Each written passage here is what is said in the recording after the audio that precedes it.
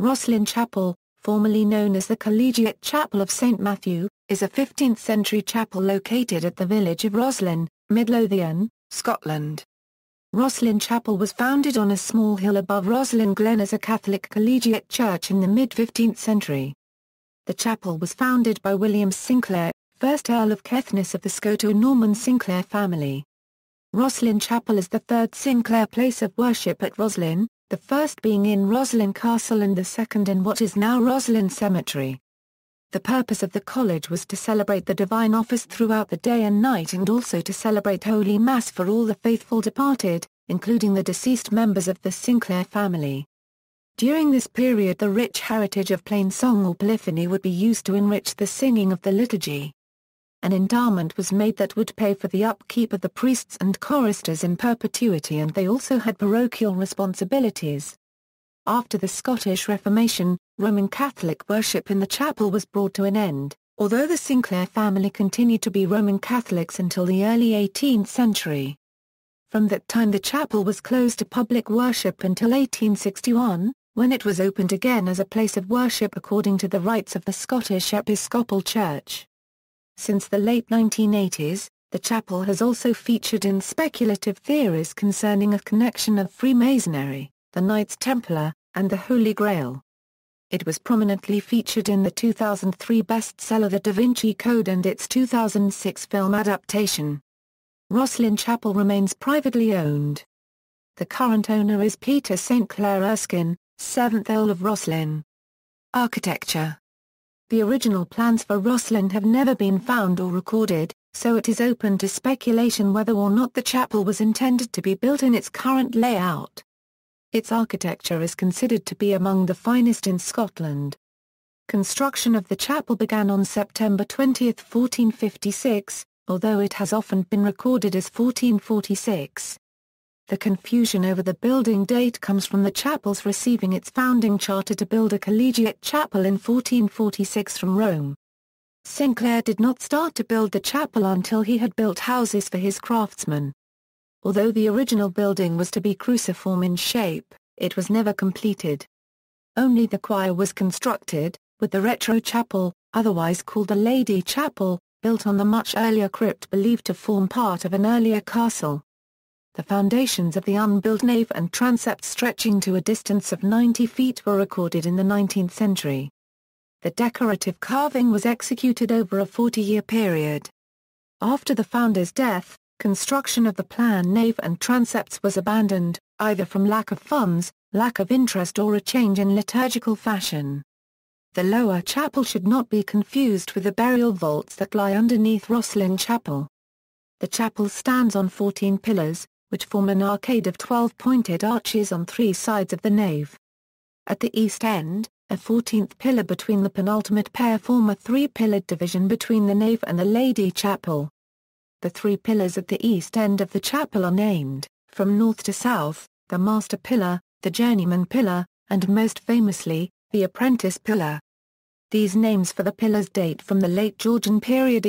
Prior to this period they were called the Earl's Pillar, the Shekinah and the Prince's Pillar. Apprentice Pillar equals.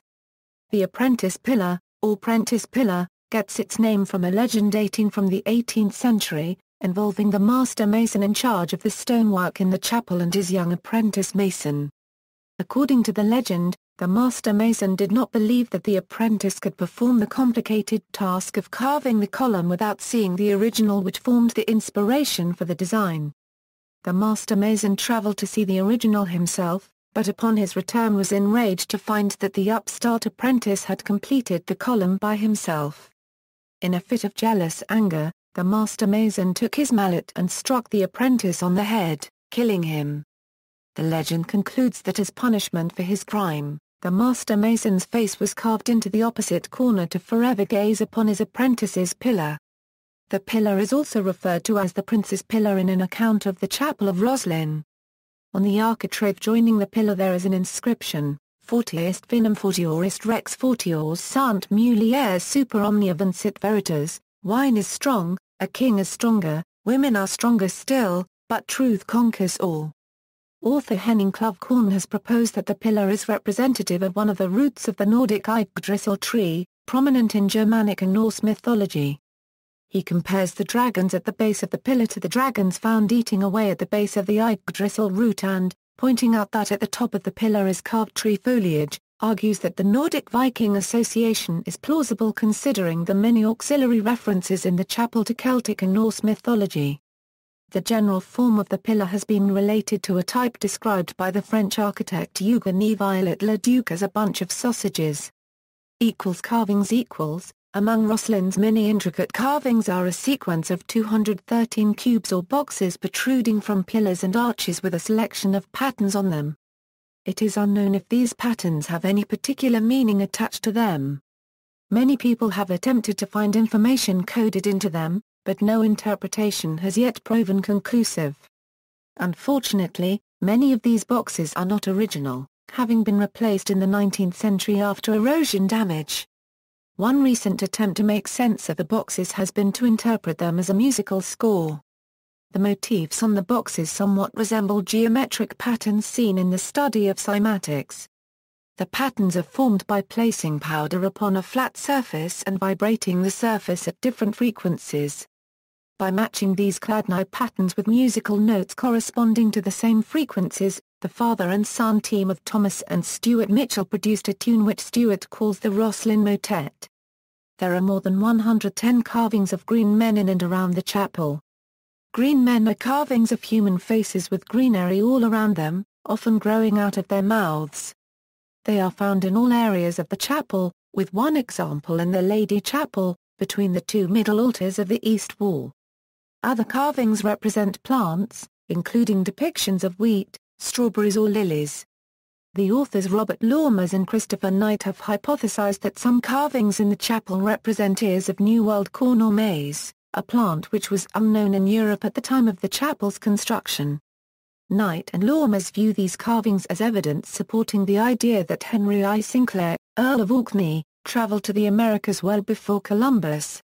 Crypt The chapel has been a burial place for several generations of the Sinclairs.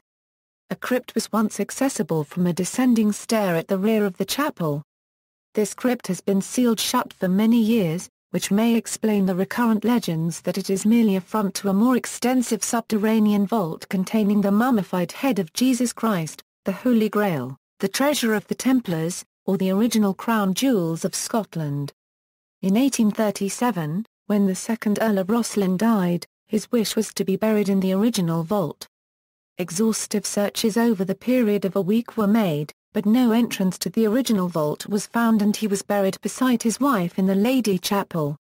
Rooftop pinnacle The pinnacles on the rooftop have been subject to interest during renovation work in 2010. Nesting jackdaws had made the pinnacles unstable and as such had to be dismantled brick by brick, revealing the existence of a chamber specifically made by the stonemasons to harbor bees. The hive, now abandoned, has been sent to local beekeepers to identify. Restoration, conservation and tourism. The chapel's altars were destroyed in 1592, and the chapel was abandoned, gradually falling into decay. In 1842 the chapel, now in a ruined and overgrown state, was visited by Queen Victoria, who expressed a desire that it should be preserved. Restoration work was carried out in 1862 by David Bryce on behalf of James Alexander, 3rd Earl of Roslin. The chapel was rededicated on April 22, 1862, and from this time, Sunday services were once again held, now under the jurisdiction of the Scottish Episcopal Church, for the first time in 270 years. The Rosslyn Chapel Trust was established in 1995, with the purpose of overseeing its conservation and its opening as a sightseeing destination. The chapel underwent an extensive program of conservation between 1997 and 2013. This included work to the roof, the stone, the carvings, the stained glass and the organ. A steel canopy was erected over the chapel roof for 14 years. This was to prevent further rain damage to the church and also to give it a chance to dry out properly. 3 human skeletons were found during the restoration. Major stonework repairs were completed by the end of 2011. The last major scaffolding was removed in August 2010. A new visitor center opened in July 2011. The chapel's stained glass windows and organ were fully restored. New lighting and heating were installed. The expected cost of the restoration work is around £13 million, with about £3.7 million being spent on the visitor centre. Funding has come from various sources including Heritage Lottery Fund, Historic Scotland and the environmental body, REN. Actor Tom Hanks also made a donation. Photography and video have been forbidden in the chapel since 2008. The chapel sells commercially produced photos in its shop. In 2006, historian Louise Yeoman criticized the Rosslyn Chapel Trust for cashing in on the popularity of the Da Vinci Code, against better knowledge. In the financial year of 2013 to 2014, Rosslyn Chapel recorded 144,823 visitors, the highest number since 2007-2008, when the number of visitors was close to 159,000. In popular culture, Templar and Masonic connections the chapel became the subject of speculation regarding its supposed connection with the Knights Templar or Freemasonry beginning in the 1980s. The topic entered mainstream pop culture with Dan Brown's The Da Vinci Code, reinforced by the subsequent film of the same name. Numerous books were published after 2003 to cater to the popular interest in supposed connections between Rosslyn Chapel, Freemasonry, the Templars and the Holy Grail generated by Brown's novel. The chapel, built 150 years after the dissolution of the Knights Templar, supposedly has many Templar symbols, such as the two riders on a single horse that appear on the seal of the Knights Templar. William Sinclair, 3rd Earl of Orkney, Baron of Roslin and 1st Earl of Caithness, claimed by novelists to be a hereditary Grand Master of the Scottish stonemasons, built Rosslyn Chapel. A later William Sinclair of Roslin became the first Grand Master of the Grand Lodge of Scotland and, subsequently, several other members of the Sinclair family have held this position. Robert L. D. Cooper, curator of the Grand Lodge of Scotland Museum and Library, in 2003 published a 12th edition of the 1892 Illustrated Guide to Rosslyn Chapel with the intention of countering the nonsense published about Rosslyn Chapel over the last 15 years or so. Cooper in 2006 also published Roslin Hoax, in which he actively debunks this type of speculation at length and in great detail. An example is the comparison of the Roslin myth of the apprentice pillar with that of the allegorical references to Hiram Abiff in Masonic ritual, and in the process he debunks any similarities between the two. A minute comparison between the Roslin myth and the Masonic allegory can be found in a detailed tabular form in the Roslin Hoax.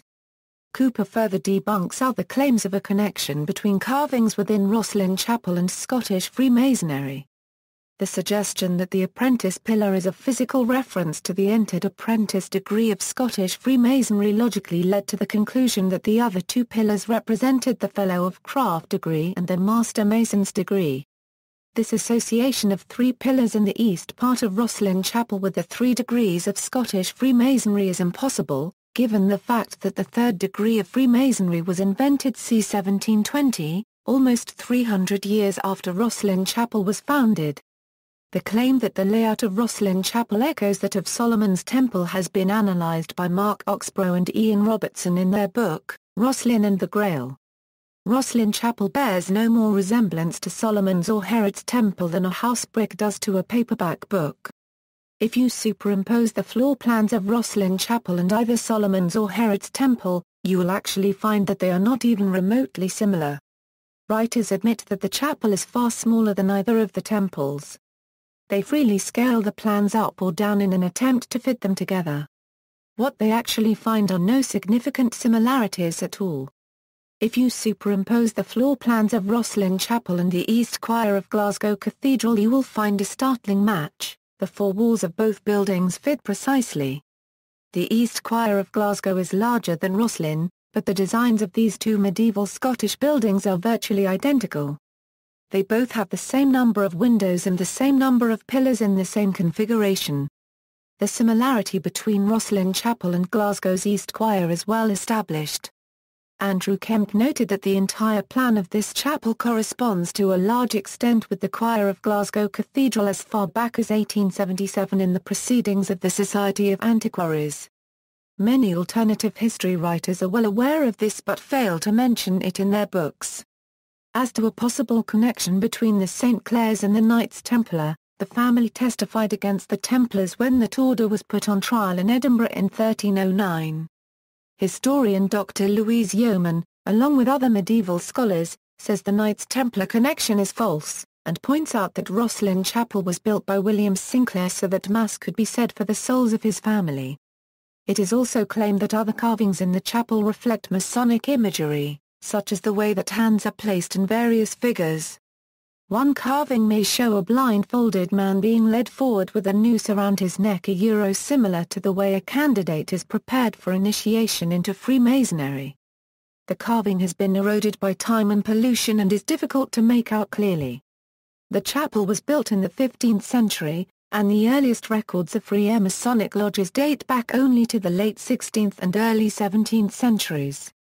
A more likely explanation, however, is that the Masonic imagery was added at a later date. This may have taken place in the 1860s when James St. Clair Erskine, 3rd Earl of Roslin, instructed Edinburgh architect David Bryce, a known Freemason, to undertake restoration work on areas of the church including many of the carvings. Alternative histories Alternative histories involving Rosslyn Chapel and the Sinclairs have been published by Andrew Sinclair and Timothy Wallace Murphy, arguing links with the Knights Templar and the supposed descendants of Jesus Christ. The books in particular by Timothy Wallace Murphy, Rex Deus, The True Mystery of Ren le Cento and the Dynasty of Jesus and Custodians of Truth, The Continuance of Rex Deus, have focused on the hypothetical Jesus bloodline with the Sinclairs and Rosslyn Chapel. On the ABC documentary Jesus, Mary and Da Vinci, aired on November 3, 2003, Niven Sinclair hinted that the descendants of Jesus Christ existed within the Sinclair families. These alternative histories are relatively modern, not dating back before the early 1990s. The precursor to these Roslyn theories is the 1982 book The Holy Blood and the Holy Grail by Michael Bagent, Richard Lee and Henry Lincoln that introduced the theory of the Jesus bloodline in relation to the Priory of Sin hoax, the main protagonist of which was Pierre Planted, who for a time adopted the name Pierre Planted de St. Clair. See also, Clans Sinclair, Sinclair, Earl of Caithness, Sinclair and Gurnigo Castle, Roslin Castle, Castle of May. References. Further reading Cooper, Robert L.D.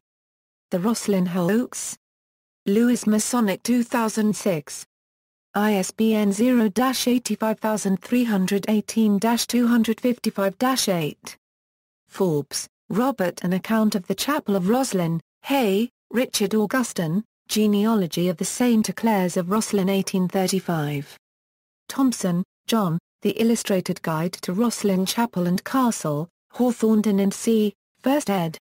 1892, Masonic Publishing Colorado, 2003. ISBN 0-9544268-1-9. Peter St. Clair Erskine, 7th Earl of Roslin, Roslin Chapel, Roslin Chapel Trust, 1997. External links. Official Roslin Chapel website, Roslin Chapel's Extraordinary Carvings Explained at Last. An article on Roslin's Green Men, and an associated reading of its carvings, from The Scotsman, QuickTime Virtual Reality Image of Roslin Chapel by Jonathan Greet. View 2, The Roslyn Templar, a book about the pastel painting by A.T. Macpherson in 1836 of a Templar Knight at Roslin Chapel with new photographs of the chapel.